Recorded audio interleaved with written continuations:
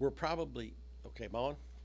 Hey, I want to welcome you to Hungry Heart Service in Jackson, Tennessee. I'm Pastor Bill Shults, and we're about to have one big time in the Lord. Before I get started, I want to offer you our free magazine, Pursuit. Comes out every quarter.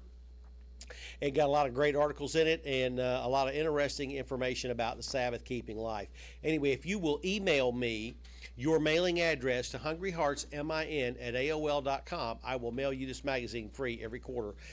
We never use your mailing address for anything other than to send you this magazine or maybe invite you to a meeting if we're in your area. Today I'm going to talk about the time of Jacob's trouble.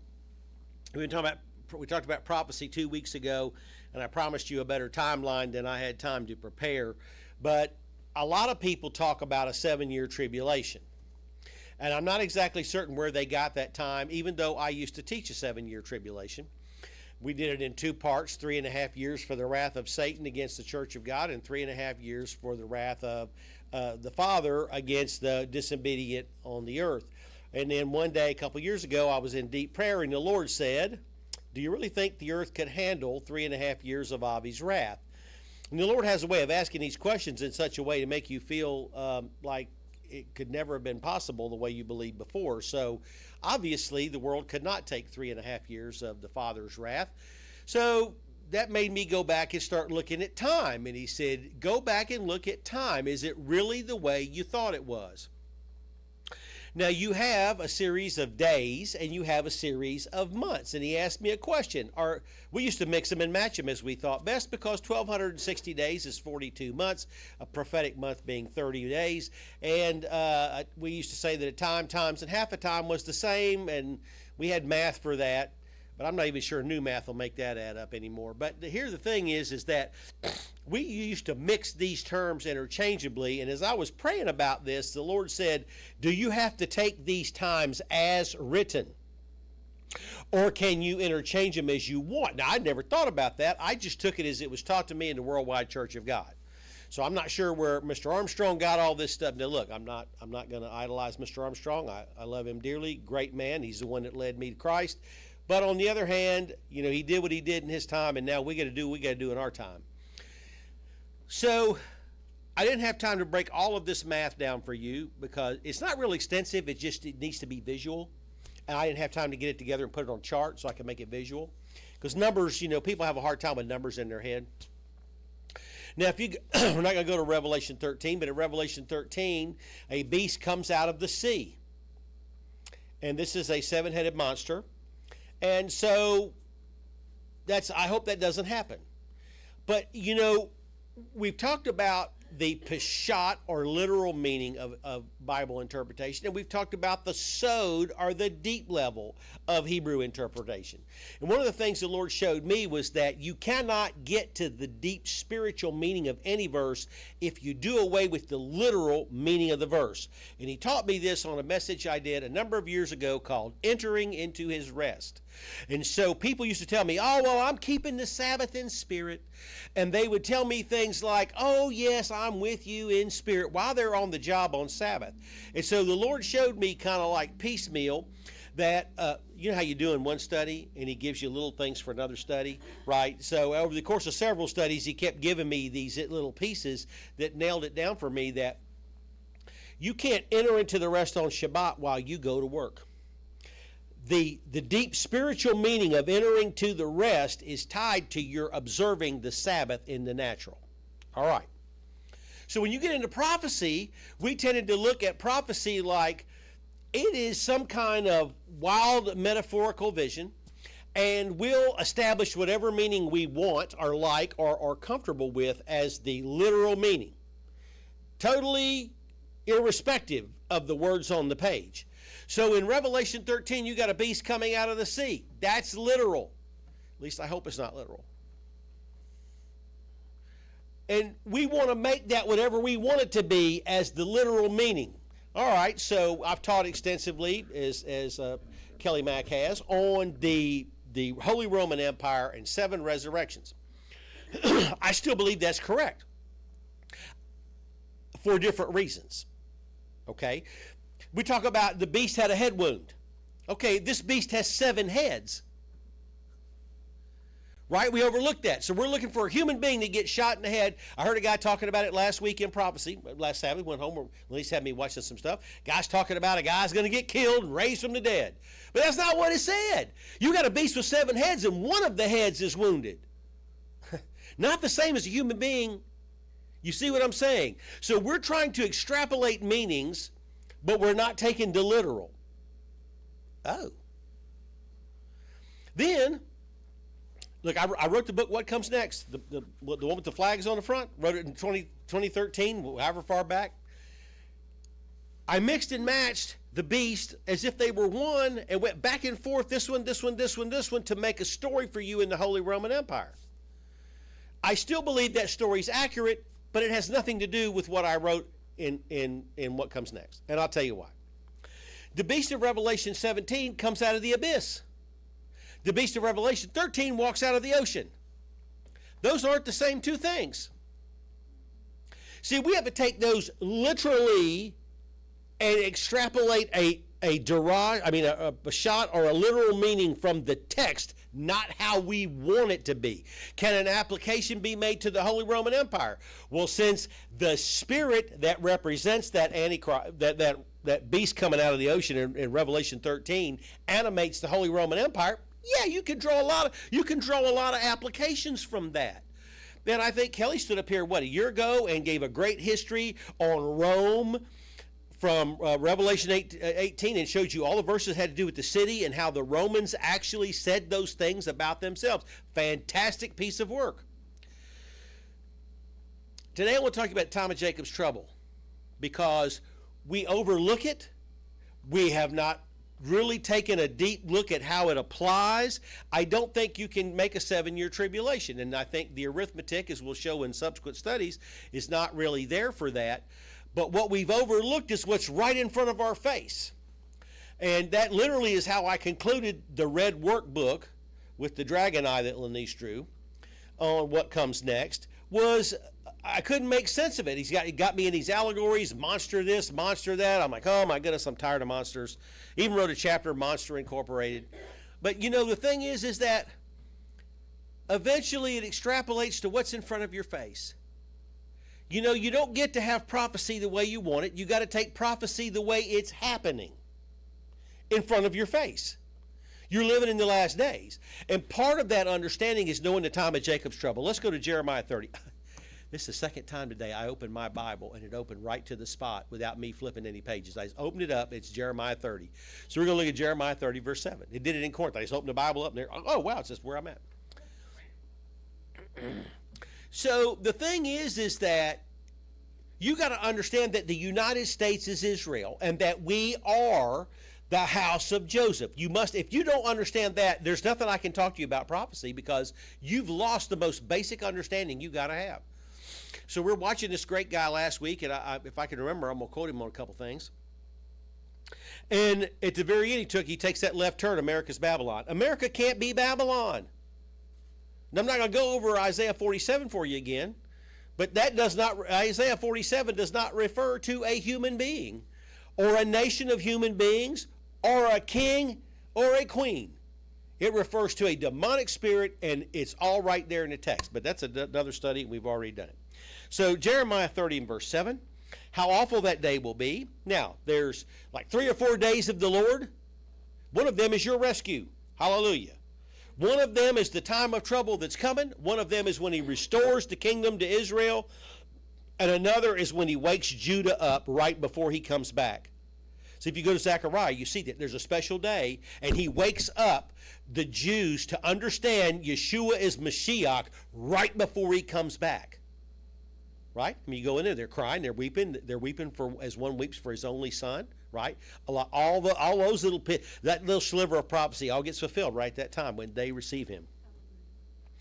He says, how awful that day will be, none will be like it. So Jesus talks about a time that will be so bad there will never be another time like it, right? We read that a couple weeks ago, primer on prophecy. It will be a time of trouble for Jacob.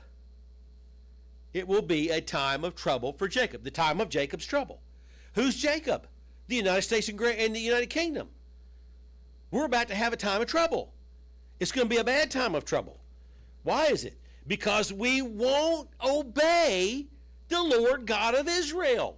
He's our God.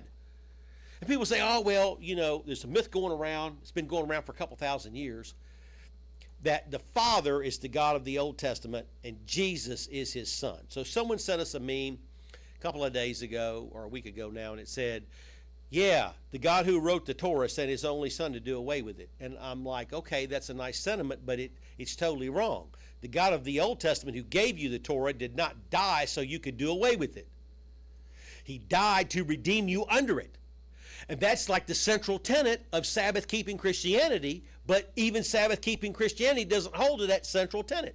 The God who gave Torah died in your place to redeem you under Torah. You do away with Torah, you lost your Messiah. All right, let's go to Isaiah chapter 2. Let's talk about the United States in the end time. The United States in the end time. It's not going to be good, guys. It's going to be really bad, and everybody's thinking everything's going to be wonderful. And wonderful's not what's in our future. Well, wonderful's in our future, just not our country's future. Isaiah 2 in verse 6. You have abandoned your people, the house of Jacob. So this is saying to God, you've abandoned your people. Why has the God of Israel abandoned his people? They're full of superstitions from the east. What's going on right now? We've been talking about it. Everybody's turning back to the ancient pagan religions. Now, Lanice showed me a film by Rabbi Jonathan Cahn, how Barbie is like Ishtar, and how all of this Ishtar stuff has been imposed into Barbie to indoctrinate our little girls. I didn't make that up. And Rabbi Cahn did not make it up. Cahn, C-A-H-N, is a kind of anglicized version of Kohen. So it's telling you that Rabbi Cahn is from a priestly family.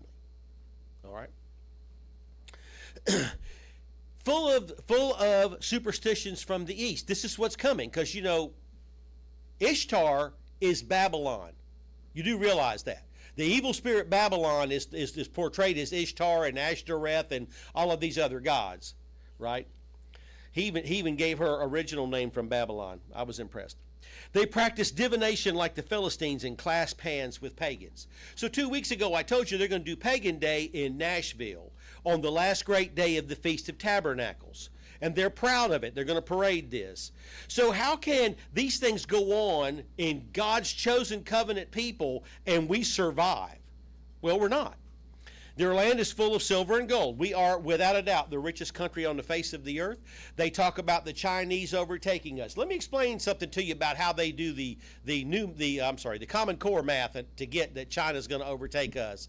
They have to reprice the Chinese economy in terms of comparative dollars, not actual dollars. Dollar to dollar, they're still behind the Japanese. Oh, but you got to dig in some fine print to find that in the financial papers, amen? And meanwhile, everybody's telling you, China's overtaking you. China's overtaking you. It's all a bluff to bluff us out of our great country. But we're full of wealth. There's no end to our treasuries. Matter of fact, the U.S. market and U.S. government debt, called the Treasury market, is the deepest, the strongest, most liquid market on earth. That's why every time there's a crisis around the world, everybody drops their currency and buys dollars. They don't buy dollars, guys. No one buys the little currency you carry in your wallet. They're buying U.S. government bonds. Right? When they say they're buying the dollar, they mean they're buying U.S. government bonds. And you notice every time there's a crisis around the world, the interest rates tick down. That's because everybody's buying bonds. So you have a little crisis over in the Ukraine, everybody buys bonds. You have a little missile launch over Japan, everybody buys bonds. Because ours is the only market deep enough for them to buy it, and when the trouble passes, sell it. So if you buy other government bonds, the market's not so deep. You bought them, you're holding them. Well, what if you want cash? You got bonds. So you buy treasuries, and they're instantly convertible to cash like that all day long. Their land is full of horses. There's no end to their chariots. Well, we don't use horses and chariots as war instruments, but we have plenty of tanks. You see the National Guard running up down the road with them when they do things. You got plenty of Bradley. We have plenty of armaments. Their land is full of idols, and they bow down to the work of their hands. And I showed you how this is occurring. 2 weeks ago, I showed you how this is occurring. We got 1.5 million pagans. When I first Googled pagan, Googled it, What came up was an Advent article. I think the Advent is a product of the Seventh-day Adventists. I'm not sure, but that's what it said. The Advent was the source of this article, and it said 70,000 people went out to Black Rock, Nevada, to have a pagan revelry. 70,000. Now, the largest feast that I ever attended was St. Pete in 1989, and we had 11,000 people there to keep the Feast of Tabernacles. I know it's a fantastic number for people in the Sabbath community, but I'm old now, right? And I had pictures from the 94 feast. I think I pitched the disc. I'll have to get, I still have the pictures, but I had them on a burn on disc. We had over 300 people in the children's choir in the Feast of 94, our last time to keep with the Worldwide Church. We had over 300 people in the choir, and the deacon over the choir was my deacon, the one I reported to when I was on sound. That was my deacon. We had 2 friends in the choir, and they sang every time. And it wasn't playing like it is today where, we're going to have choir practice at X time and people show up or don't show up. No, back in the day, you were there for choir practice or you're not singing. And if you did it more than once, you ain't singing again. Mr. Japheth ran a tight ship. Every woman had to have an evening gown to stand up there and sing in the choir. Every guy had to get a tuxedo, period. You don't want to have a tuxedo? You're not going to sing. We don't care. This is what we're going to do. And you had to practice. Because if you shouldn't have practiced, you singing out of key like I do. No. Go sit down. They didn't play back in the day, right? It wasn't like, oh, you hurt my feelings. Nobody cared. So man will be brought low and mankind humbled. Do not forgive them. Go into the rocks, hide in the ground from the dread of the Lord and the splendor of his majesty. The eyes of the arrogant man will be humbled, the pride of men brought low. The lonely Lord will be exalted in that day. The Lord Almighty has a day in store for all the proud and lofty, for all that is exalted, and they will be humbled. All the cedars of Lebanon, tall and lofty, that's a euphemism for the leaders of Israel. All the oaks of Bashan, for all the towering mountains and the high hills, for every lofty tower and every fortified wall, for every trading ship, every stately vessel. The arrogance of man will be brought low, and the pride of men humbled. The Lord alone will be exalted on that day, and the idols will totally disappear. Men will flee to caves and to rocks and to holes in the ground from the dread of the Lord and the splendor of his majesty when he rises to shake the earth. In that day men will throw away to the rodents and bats their idols of silver and idols of gold which they made to worship. So a lot of this language is reminiscent of Revelation, and the reason it's not is because when the day of the Lord comes in the book of Revelation, the men do not forsake their idols. They curse God instead. This is when God punishes Israel. This is the time of Jacob's trouble. This is when the stuff happens here and the people are freaking out because their idols are no good. But later, afterwards, they're not going to repent. That's what Revelation says. They're not going to repent. Then in chapter 3, see now the Lord Almighty is about to take from Jerusalem and Judah both supply and support, all supplies of food and all supplies of water. Okay, so what's going on in front of our face right now? You have the current administration running this country saying they want to do away with diesel fuel and they want to do away with natural gas. All fertilizers made from natural gas. When you don't have natural gas and you don't have diesel, you are not going to plow, you are not going to plant, you're not going to have pesticides to keep the bugs from devouring it, and you're not going to have any water to irrigate. Done. D-U-N. Done. That's what's going on in front of our face. That's what's in the news. That's what people are talking about. You do realize they just passed a new set of regulations that's going to outlaw air conditioning. You do realize that, right? Yeah, buddy. See, it's not being reported on your networks. You got to dig in the financial papers for this stuff. So my question is, what if they get reelected? Right? So we're all banking on this nightmare is going to be over. What if it doesn't? He's saying, see now, the Lord Almighty is about to take from us both supply and support, all supplies of food and all supplies of water. Okay, they turn off the diesel and you ain't going to have no water in the tap. Where are you going to get it? Have you thought about where you're going to get it? I already know where I got to walk to get it, and it's not going to be a good walk. He's going to take away the hero and the warrior. Aren't they doing that in the army right now by running them out? The judge and the prophet. The soothsayer and the elder, the captain of 50, the man of rank, the counselor, skilled craftsman, and clever enchanter. Aren't we saying everywhere, all over the country, where are the people that know how to do things? The roads are in disrepair. Everything's falling apart. You know, they're blaming all kind of crazy stuff for the wildfires, but basically it was faulty power lines that shorted out and fell to the ground, live wires flopping around and making all that electrical fire. And they have video of that. I don't know why the conspiracy guys are saying, oh, it's all these crazy things.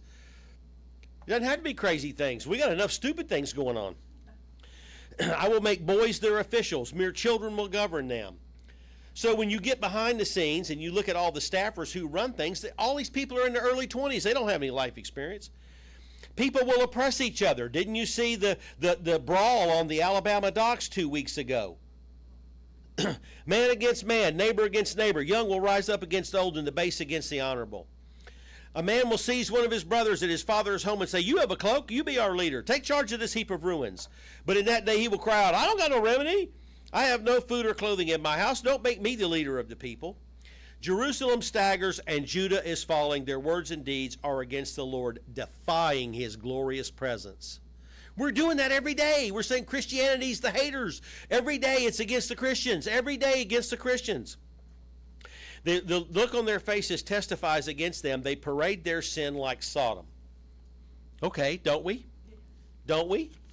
Isn't that what's going on in these United States? They do not hide it. Woe to them. They have brought disaster on themselves. But he says, tell the righteous, it will be well with them. They will enjoy the fruit of their deeds. Woe to the wicked, disasters upon them. They will be paid back for what their hands have done. Youths oppress my people, and women rule over them. O my people, your guides lead you astray. They turn you from the path. The King James says, children will be your oppressors, and women will rule over you. Look around this country. All of these flash mobs are young people in their teens. We are being oppressed by children.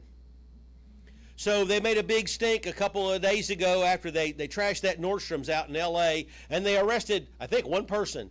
But they let him out in 30 minutes. It's all a show. They stand up there and make speeches. They already know why. They let all the prisoners out for COVID. Remember that? All the hardened criminals were released because they didn't want them to get COVID in jail, but they won't round them back up and put them back in jail. Even though they're committing crimes with wild abandon since they were released. For 3 years, the crime has been running amok in this country. Nobody will put them back in jail. They know who's doing it. Go ask any cop. They already know these people by their first names. Just watch Cops. Just turn on Cops. It comes on the Fox Business Network on the weekends at night. Just turn on Cops. They know them by first name. And oftentimes you hear them say, well, you know, this time I pulled you over, it was this, and this time I pulled you over is that, and the last time it was this over here. When you going to straighten up? Well, the cop can't make them straighten up. It takes somebody to put them in jail, prosecute them, and keep them in jail. That's when they figure out, you know, I better not do that.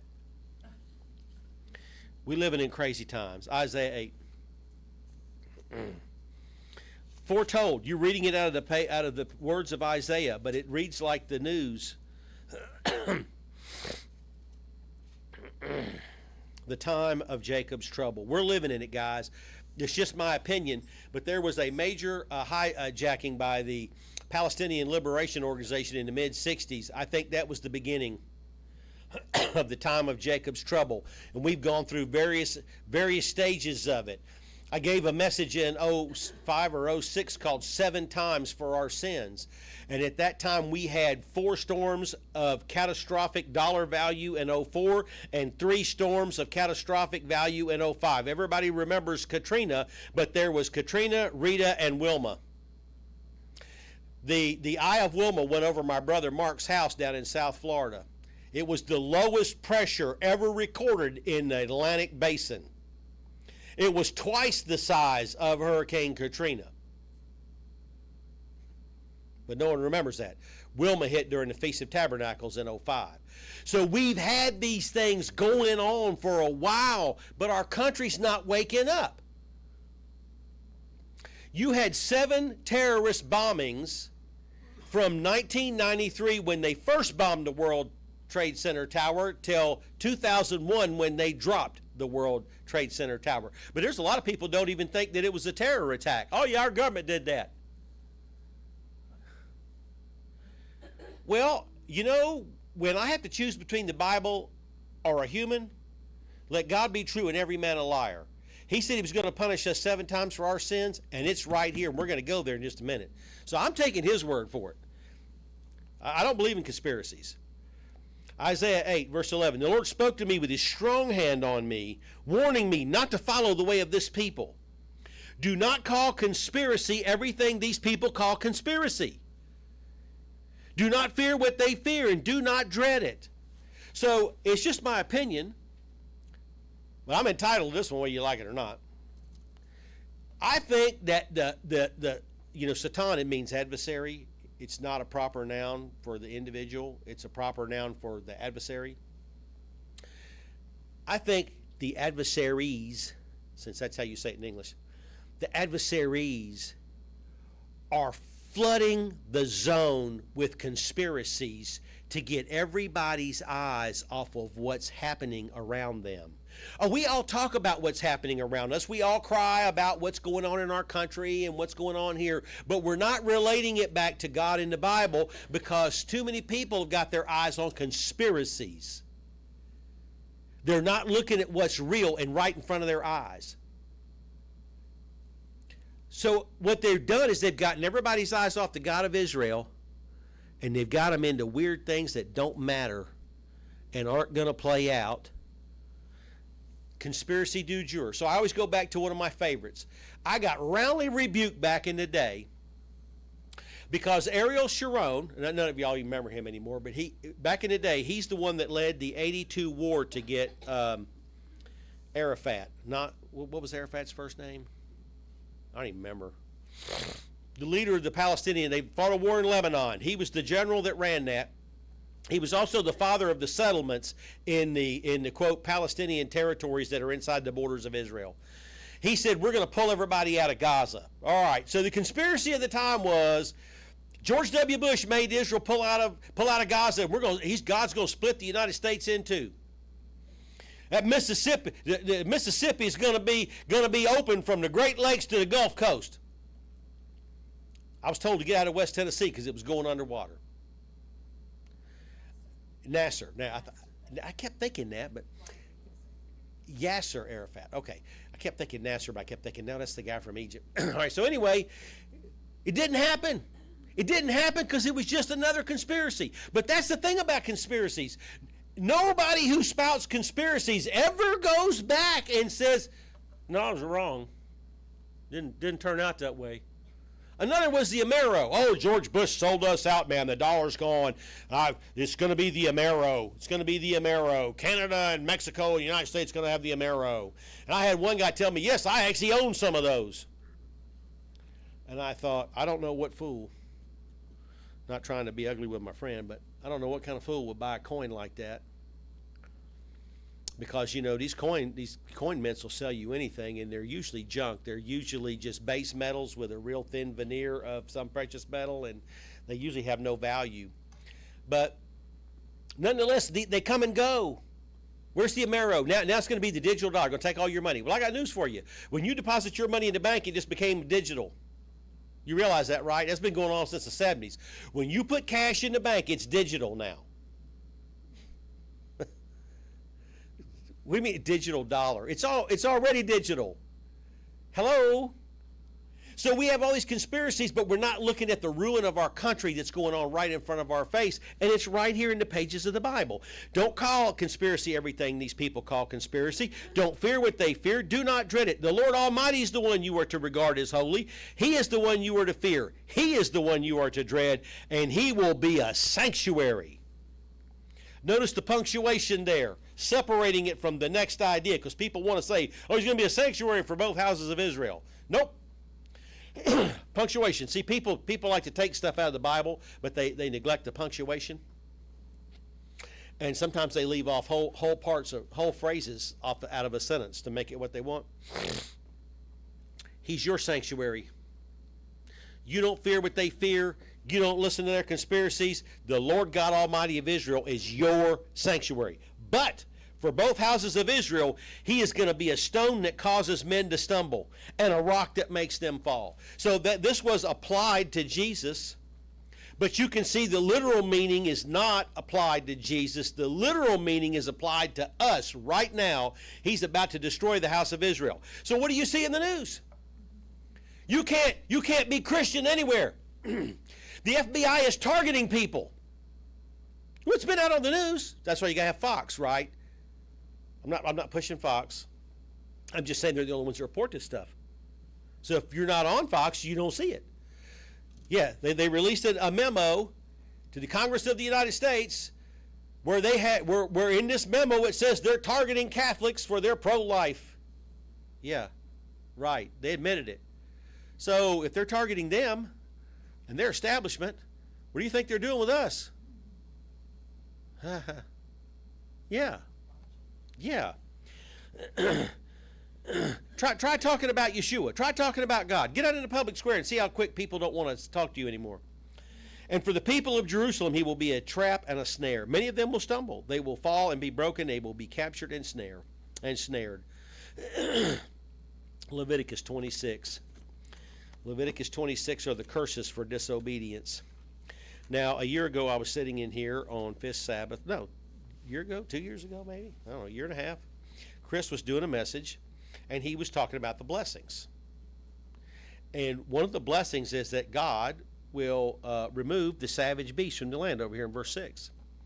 And that's when it dawned on me that the Rav Kiva were running beforehand, and Yeshua had to put them in the ocean, but he's about to bring them back out again.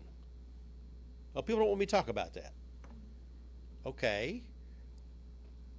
You can't make sense of Daniel 7 if you don't. You can't make sense of what's going on in the country if you don't. Now, in Leviticus 26, verse 14, but if you don't listen to me, carry out my commandments. If you reject my decrees and abhor my laws and fail to carry out my commandments and violate my covenant, you've got to keep the 10 commandments to keep in the covenant. If you break the 10 commandments, you violate it. James says you break one commandment, you broke them all. So when you don't want to keep Shabbos, you broke everything. Then I will do this to you. So you want to walk contrary to God? You want to lie, cheat, and steal? You want to have relations outside of marriage? You want to break Sabbath? Then this is what he's going to do to you. I'm going to bring on you sudden terror. And we were talking about terror a minute ago, right? Sudden terror. You know, if you were in the Edward R. Murrow Federal Building in 1994 when the guy set off the truck bomb, that'd have been terror. You're at work doing your little thing and the whole building blows up around you if you survive to walk out of it. Sudden terror. We've had a lot of it. Amen. Wasting diseases. Cancer's making a comeback. I took my garbage the other day and the guy was talking about, yeah, all my friends are dying of cancer. All this cancer. And he said, I didn't bring it up, he brought it up. We got away from God. And that's why this is happening to us. There's just an ordinary guy on the street up there running the garbage thing where I take my trash. We got away from God. He didn't know this was what was on the desk. Yeah, we got away from God. I'm not saying that we shouldn't pursue medical because, you got some religious people that don't want to do medical. Trust me, I'm going to see my doctor here real soon. But my point to you is this. You want to shut down wasting diseases in the country? You keep the commandments. You may not be able to do it for everybody, but you can be one, right? Every one of us can be one. We start keeping commandments one by one. We start keeping. The only way to have revival in the country starts with you, right? Fever that will drain away your sight, destroy your sight and drain away your life. You'll plant seed in vain because your enemies are going to eat it. We owe $37 trillion. That was on Kudlow the other day. I didn't even know it was up that high already, but it is. $37 trillion. That's unpayable. We can't pay that debt back. There's not even a way to pay the debt back. At what point did the Chinese look at us and say, I do not want dollars for interest? I want wheat and animals. Because they don't have enough food. The Chinese do not have enough food. I heard a thing one time that if the Chinese would double their individual protein needs for each one of their countrymen by giving them 1 egg a day. But to give the Chinese 1 egg a day would take more chickens than live on planet Earth. That was in the late 90s, like 98, 99. And you think about the staggering thing. China has 1.4 billion people. India has 1.5 billion. They have crossed China as the most populous country on earth. And these people need what we have, but they do not have the infrastructure. But the problem is they're holding our bonds. And at some point, they're not going to want the paper currency anymore because we're devaluing it daily. They're going to want hard stuff. Remember where I read our land is full of treasuries? They're going to want some treasure. They're going to want some treasure. And we're going to read some verses. They're going to get it. Your enemies are going to eat it. I'm going to set my face against you, so you'll be defeated by your enemies, and those who hate you will rule over you, and you will flee when no one is pursuing you. If after all this you will not listen to me, I will punish you for your sins 7 times over. I'll break down your stubborn pride and make the sky above you like iron and the ground beneath you like bronze. Okay, this has been happening for a while with various droughts. Okay, back in the 2007 drought, we don't even remember that anymore, it's so long ago. But in the 2007 drought, the state of Georgia was suing the state of Tennessee because they said the boundaries, see, even Wanda remembers, the boundaries were drawn wrong and they wanted water out of the Tennessee River for Atlanta.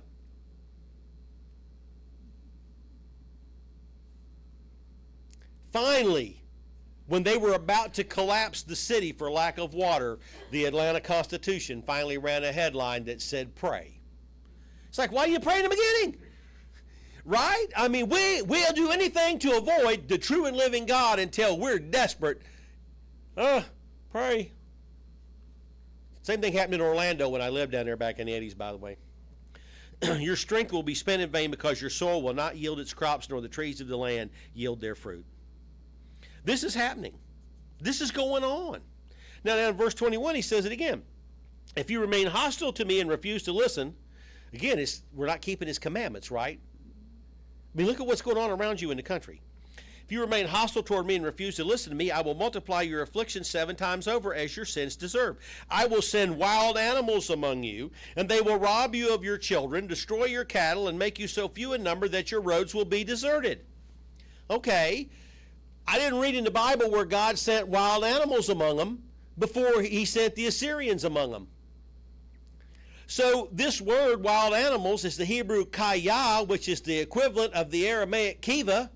So is he saying that I'm going to whoop you 7 times more? I'm going to bring the Rav Kiva out of the Great Sea and run them through your country. Well, what's going on in the country?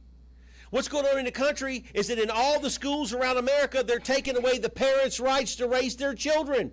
This isn't a left or right issue. This is a parental issue. And that's one of the things that we reported to you the Rav Kiva want to do is destroy your children.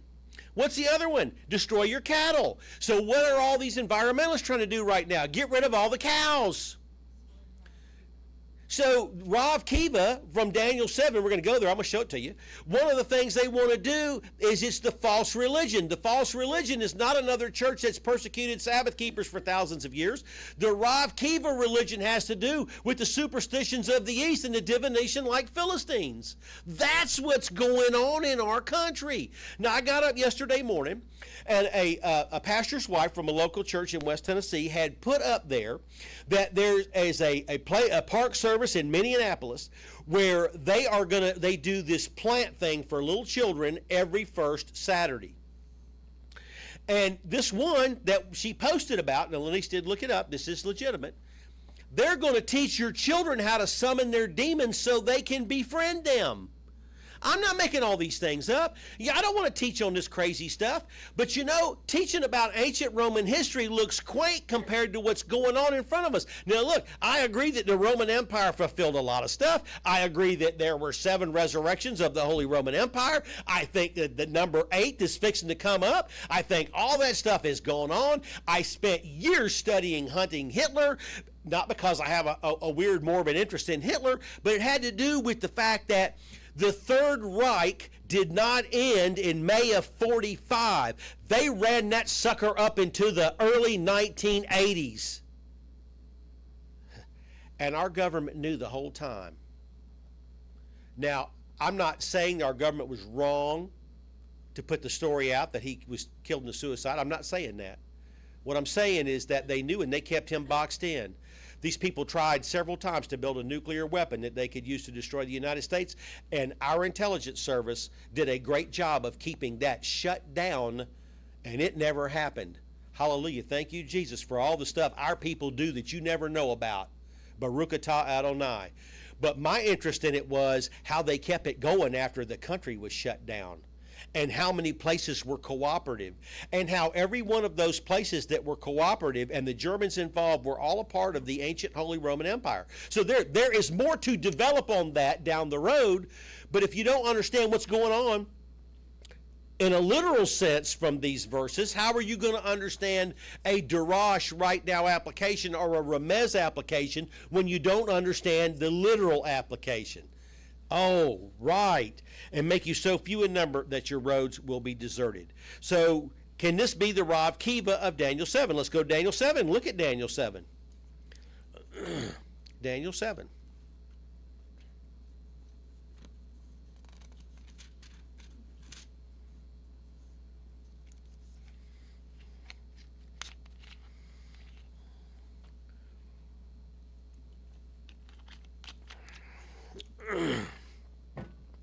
In the first year of Belshazzar, king of Babylon, Daniel had a dream and visions pass through his mind as he was laying on the bed.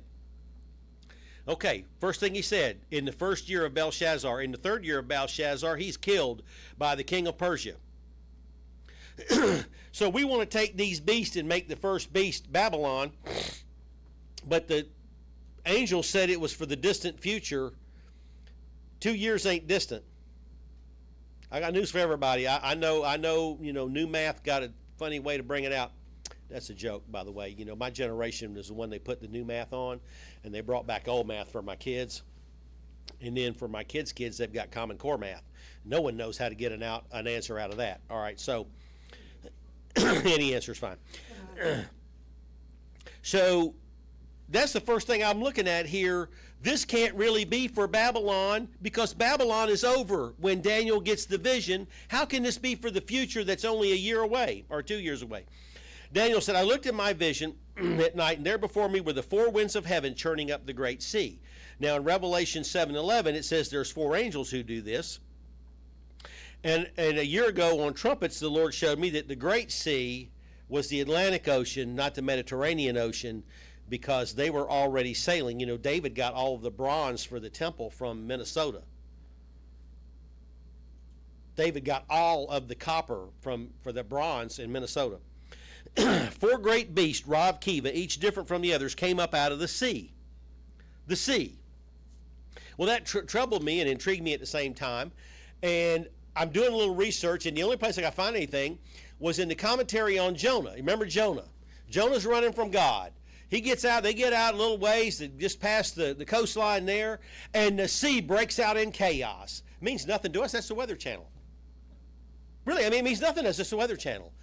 And not long ago on the Weather Channel, they were showing a freak storm blow up out of nowhere and completely wiped out a Greek coastal resort. Just a beautiful sunny day, one cloud comes up, boom, it's almost like out of Elijah when he prayed for the drought to be over. One little nothing cloud, boom, the wind's blowing all the things and the water comes up and washes all the tables out to sea and breaks out all the glass in the restaurant. It was crazy little scene.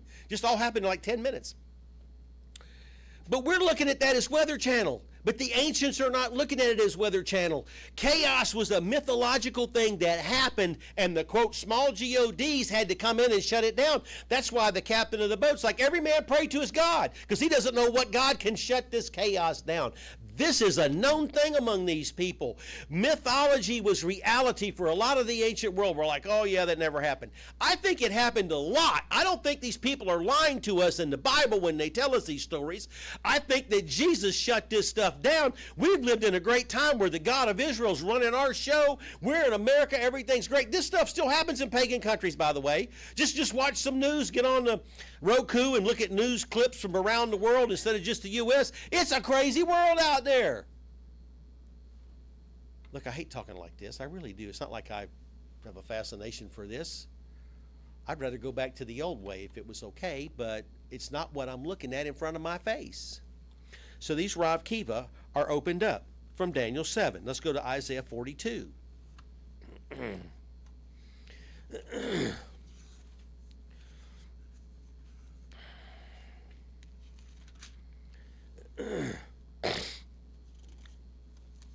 In verse 21.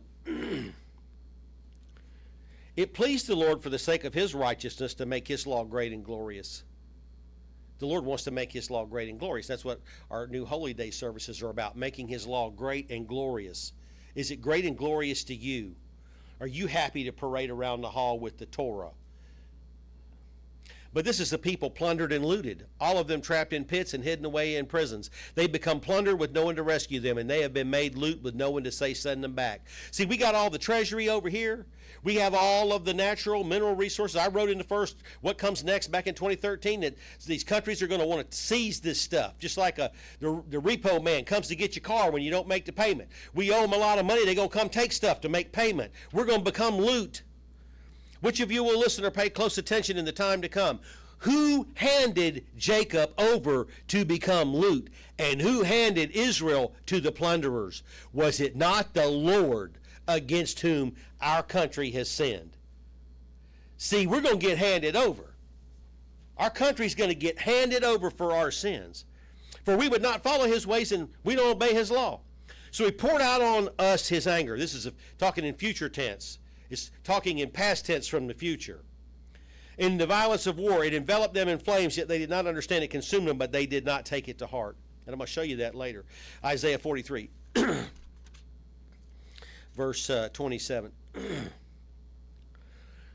Your first father sinned, and your spokesman rebelled against me. So I'm going to disgrace the dignitaries of your temple, and I will consign Jacob to destruction and Israel to scorn. Okay, Jacob put his name on Ephraim and Manasseh. That's the United States and Great Britain. He's not talking about Judah here. He's talking about us. Okay, so how bad is it? Let's go to Ezekiel 14, because God's is going to tell us that the survivors that come out of this are going to be so bad that everybody who sees them is going to go, yep, they got what the heck coming. The survivors are going to be so bad. All right. Now, it's evidence in here that you're rescued before this happens. Amen. So what does it mean? You keep I'm going to close with that, by the way, but you're going to keep the commandments. The commandments, you got to keep the commandments. It's so important. The God who gave Torah died to pay for you under Torah. You do away with Torah, you got no payment for your sin. Because the death of Jesus has no meaning without the Torah that makes it real. The Torah makes it the payment. Oh, now you tell me. At least I told you now. Ezekiel chapter 14, verse 12. The word of the Lord came to me, son of man. Now look, you do realize at the very front of the book, Ezekiel's told to be a watchman for Israel.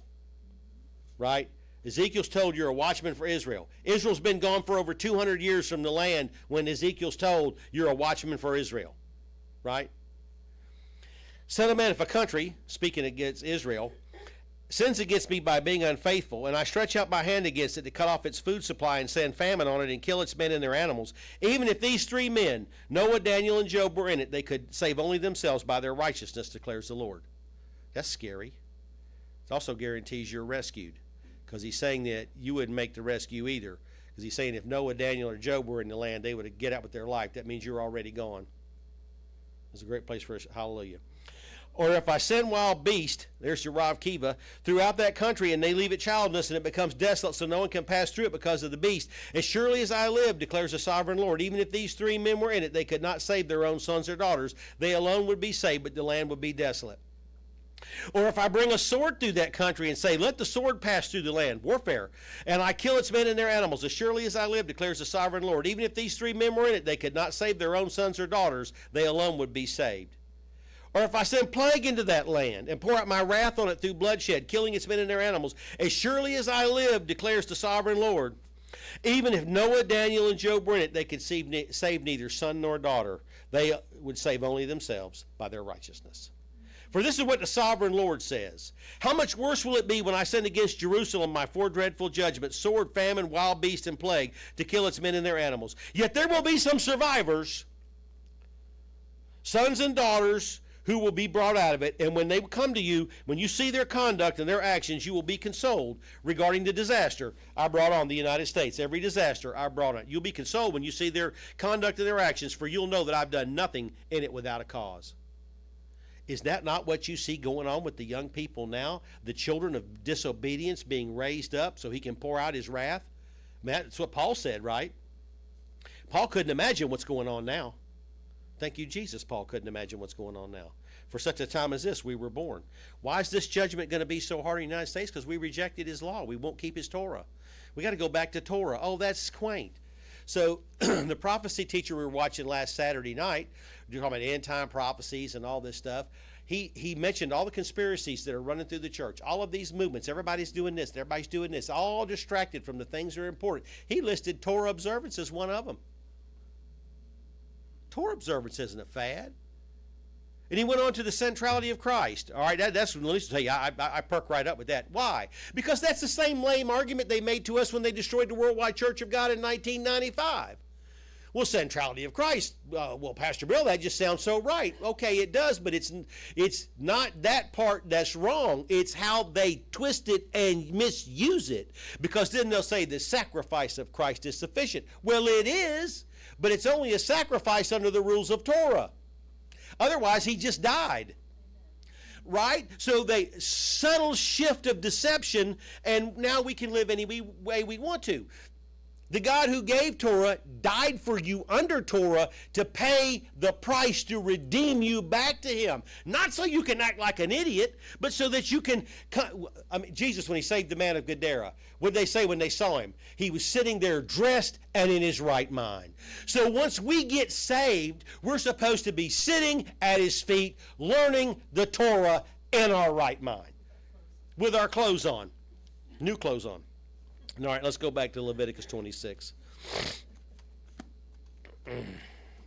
There was one verse I didn't have time to look up. I'm not even going to talk about it since I didn't look it up, but I couldn't find it earlier. Leviticus 26, we'll pick it up where we left off in verse 23. If, in spite of these things, you do not accept my correction, but continue to be hostile toward me, I myself will be hostile towards you. And I will afflict you for your sins 7 times over, and I will bring the sword upon you to avenge the breaking of my covenant. We don't keep the commandments. When you withdraw into your cities, I will send plague among you, and you will be given into enemies' hands. And when I cut off your supply of bread, 10 women will be able to bake your bread in one oven, and they will dole out the bread by weight. You'll eat and never be satisfied. Is this the judgment of Ezekiel 14? Now I want you to look at is Leviticus 26 and verse 18 7 times. I want you to drop down here to verse 21 7 times. I want you to look over here at verse 28 7 times. Now there's a Rav Kiva in Daniel 7, which is a bear raised up on one side with 3 ribs. And I, through that study, related to you that bear was mass death, and the bear is how I figured out the key. Because the bear of mass death appears in the day of the Lord, which is the judgment on Israel, the time of Jacob's trouble. But it's also related to mass death in the 7 seals, right? The second seal is a rider on a red horse who brings the power to make men kill each other, right? Are these the 3 ribs in the bear's mouth, these 3 7 times for your sins?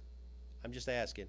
I'm not saying, don't say I said that was doctrine, but I'm just asking you, is that the 3 ribs? Because they tell you that Persia conquered 3 kingdoms, but I couldn't find any reference that linked Persia to a bear anywhere. I'm not saying it in one. I couldn't find it, though.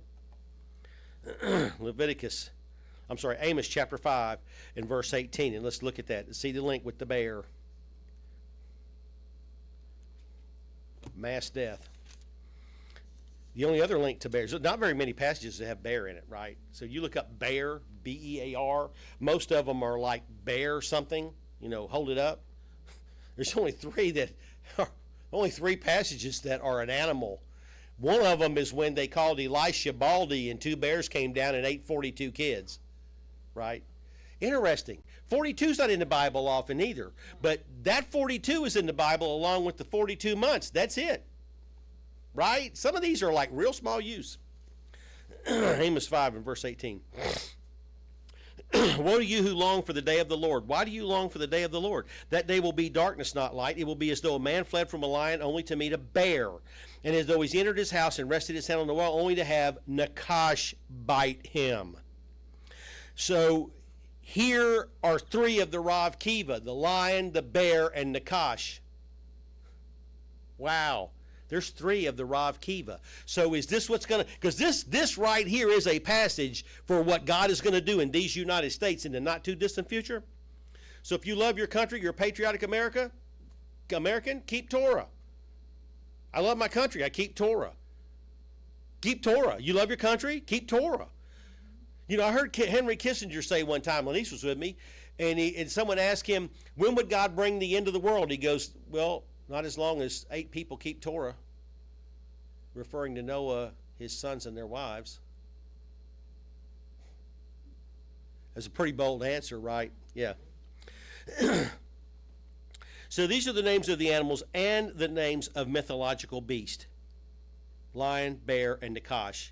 They can be an animal or they can be a mythological beast. There's no Bible that I can find for real animals destroying Israel.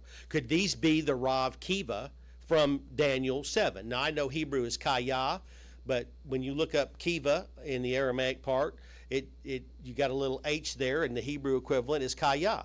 All right, so when is Kaya an animal, and when is Kaya one of the mythological beasts? Because when you look them up in the NIV concordance, it says, thus and such animal, or it could be the mythological beast of this, this, and this. All right, so you do a little, it doesn't take a lot of study. You don't have to get into the deep things of Satan or anything weird like that.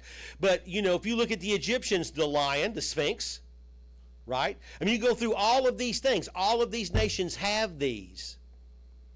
They're everywhere. So what about their paganism makes these symbols so powerful for them? I think it's God is showing Daniel the spiritual entities that animate these things. And he's calling them Rav Kiva, or great beasts. Well, they're demonic. Of course they're beasts. Of course they're beasts. And he's comparing himself to the righteous God. So here you have on the adversarial side spirit beings that act like beasts. And then on his side you have the Father in Yeshua. And yet people still make the choice to go for the beast. You've got a God of love and mercy and law and order who's doing all these great things, but people instead choose the beasts. Why? Something's got to be wrong. Deuteronomy 28.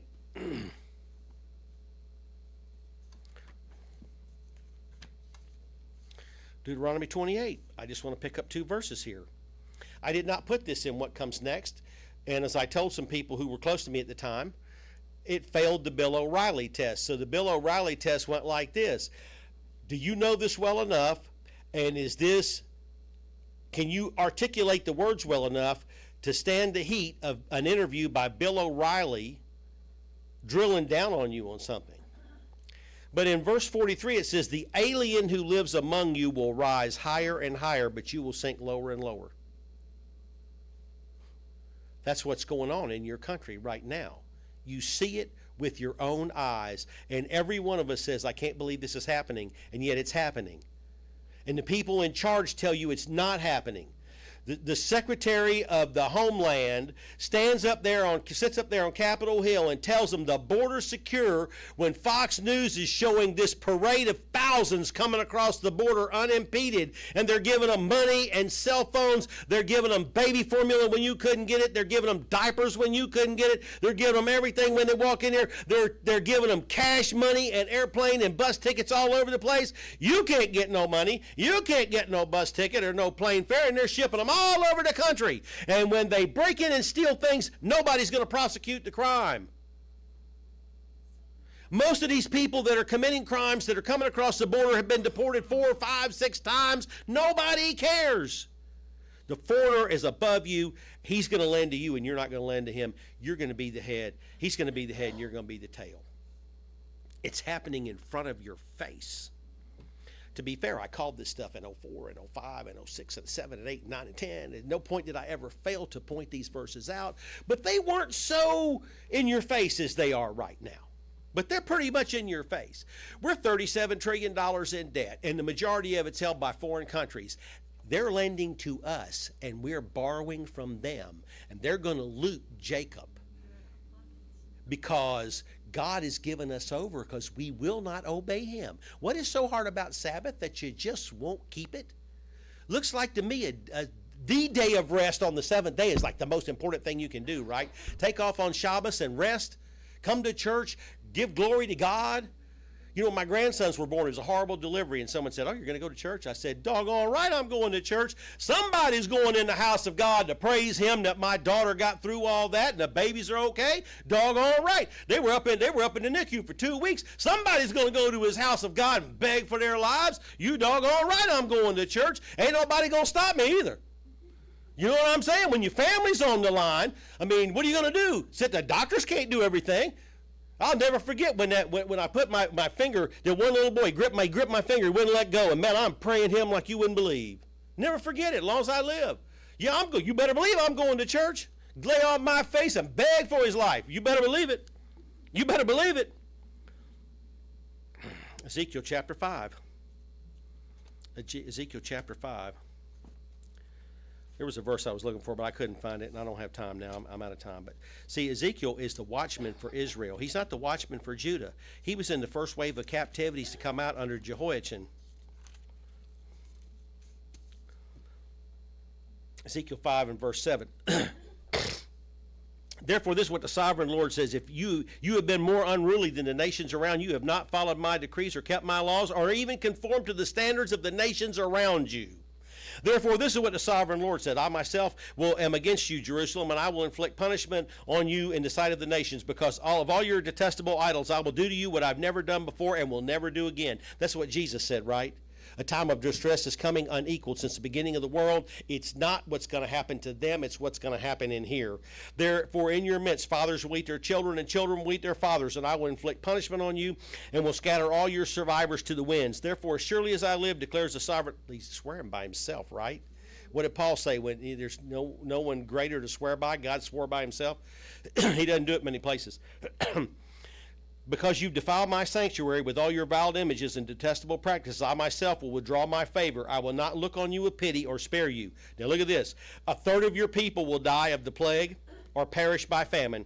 A third will fall by the sword, and a third I will scatter to the winds in captivity and pursue a drawn sword. Then my anger will cease, and my wrath against them will subside, and I will be avenged. That's what's coming. 1/3 plague, 1/3 sword, 1/3 captivity. No, America is not Babylon. I don't care about the drug companies. We're Israel. This is what's in our future. There's not going to be any FEMA camps. They're not converting abandoned Walmarts to camps to house Christians. This is what's going to happen in our country. None of this, who can make war against the United States? Oh, NATO is the seven-headed beast. No. This is what's coming in our country. This is what's in our future. We're going to close. Now let's go back to Isaiah 8. We stopped just short of the good verse because I wanted to go through the trouble, and we'll close.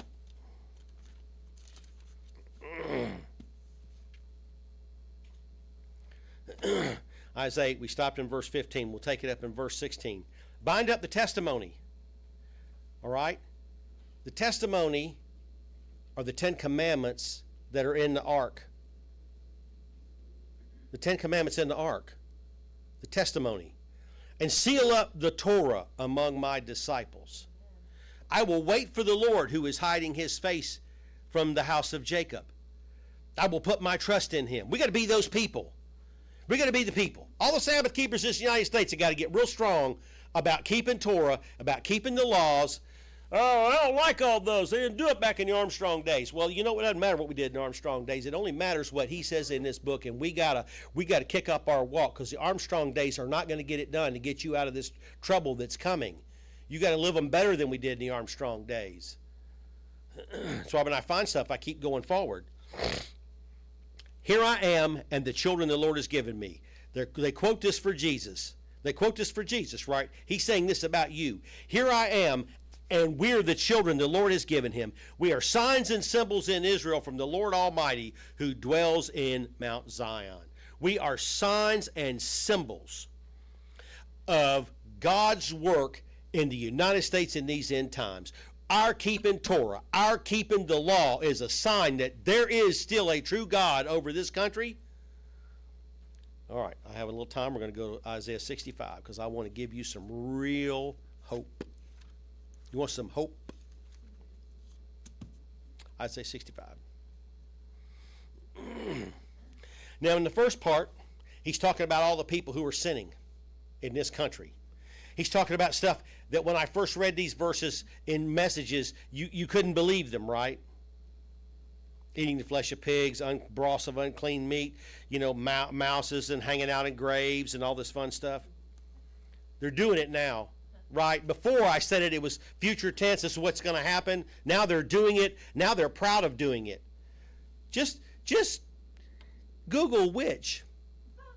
Just Google it. You don't have to. People say, "Oh, he's in the deep things of Satan." No, you Google it. More comes out than you want. It's like, whoa, hey, I just want to confirm it's true. I didn't really need to run. I want to get in this much. Delete. Back out of there. Whoa, hey, you're going to get more than you bargained for. But you'll know what I'm telling you is right, because when you pop that sucker up on the Google screen in his search, oh, there's plenty of stuff come up.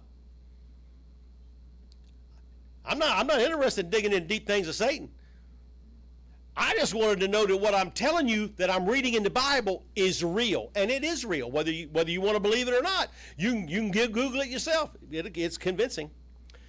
Isaiah 65, verse 13. Therefore, this is what the sovereign Lord says. My servants will eat, but those pagans are going hungry. My servants are going to drink, but those pagans are going thirsty. My servants are going to rejoice. Those pagans are going to be put to shame. My servants are going to sing out of the joy of their hearts, but you're going to cry out from anguish of heart and wail in brokenness of spirit. You will leave your name to my chosen ones as a curse. The sovereign Lord will put you to death, but to his servants he will give a new name. Isn't that what he said in the letters to the churches? I'm going to give you a new name. Whoever invokes a blessing in the land will do so by the God of truth. He who takes an oath in the land is going to swear by the God of truth. For the past troubles are going to be forgotten and hidden from my eyes. We're those people who are going to embrace his law. We're going to hold on to his covenant, and we're going to have to be taken out of the way for the punishments to roll on this country, because we're going to do the right thing, and we're going to stay on the right thing, and we're never going to be bumped from side to side. We're not going to cling to stuff in the past we can't prove, and we're going to keep digging in the scripture till we find the stuff that actually fits. We're going to have the greatest adventures of all time. So if you want to join us, you come right on down. Hungry Hearts, min@aol.com. We're going to have a time in the Lord, amen. God bless you, and hope to see you next time.